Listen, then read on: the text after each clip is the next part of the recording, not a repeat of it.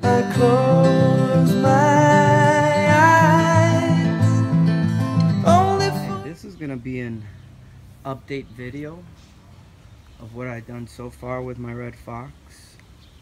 I took the one and this has the front pouch in the front. I ended up sewing a piece of red fox on it. Just a regular, light sweater. I've kept, those are 11 of the red fox heads. Still not sure what to do with them. Then I ended up taking 5 and I made a winter cloak. Something like out of Game of Thrones. Just goes around my neck.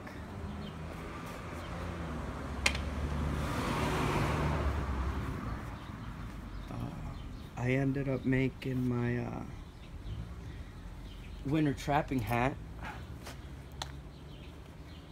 I have a previous video about this, my trapping hat, and then I made my nephew a winter hat. I try to use mainly just the red, none of the white, because the white is part of the belly, so I didn't want to use none of the white. But then this is just one fox, one whole fox. I had to use some of the white because I was running low on material, and it was either chop another fox up and use that or just use some of the white. So I ended up using some of the white right here in the back, 2 white stripes. Not bad. This is Shelly. Say hi, Shelly. I ended up making a couple keychains with some of the red fox tails. This red fox here, I decided not to chop it up. I'm gonna leave this one as like a decoration piece. It's a beautiful fox. Then I took another fox and I ended up wrapping my quiver, some red fox fur. Pretty nice. I ended up making putting a antler on this Smith & Wesson knife that I had. The handle broke on it, so I figured, might as well just make a handle for it. I put my initials right there, HR.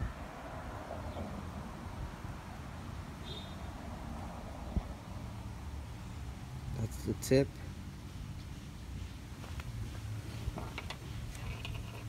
This goes right there. I also took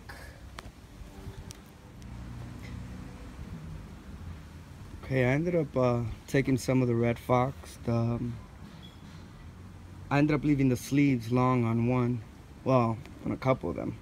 And I took the sleeves and put it on the limbs. I also took a couple strips and made silencers for it. Main reason why I put the silencers was because every time I shot an arrow with it, it went like clank right before it released the arrow, and I didn't like that at all. Basically giving the deer a warning before the arrow flies. So I ended up putting the silencers on it, and they work perfect.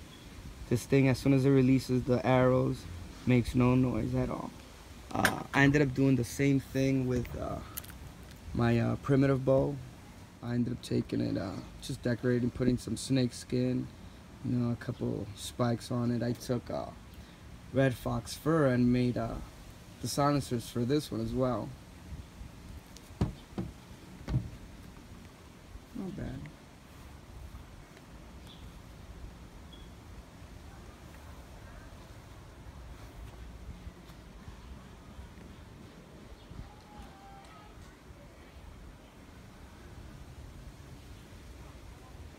So basically, in a nutshell, that's what I've done so far.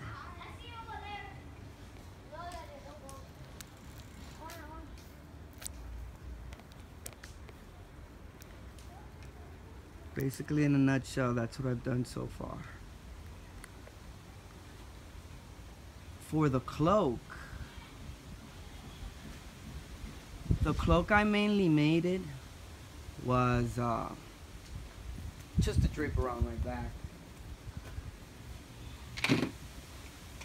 This is something I'm mainly going to be wearing when I'm up on my tree stand, because you know over the winter it gets super cold, so it should be good.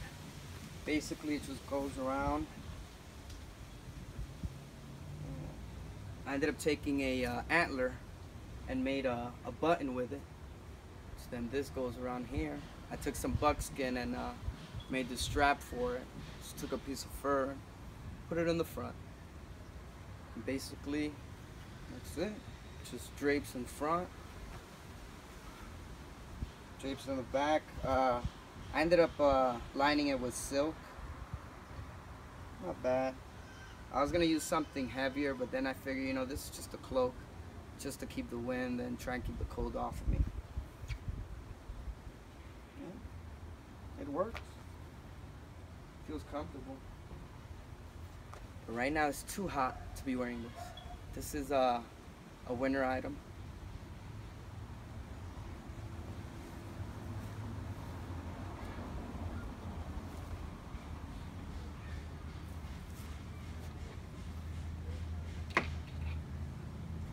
So far, that's what I've done.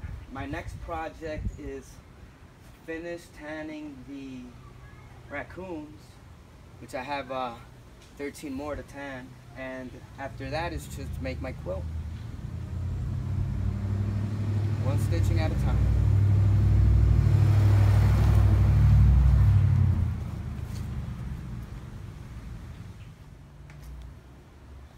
Primitive bow. Silencers, crossbow, silencers, fur on the quiver,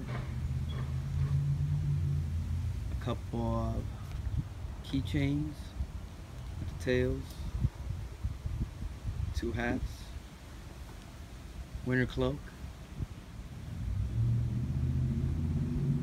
front pouch on the sweater, and 1 decoration piece.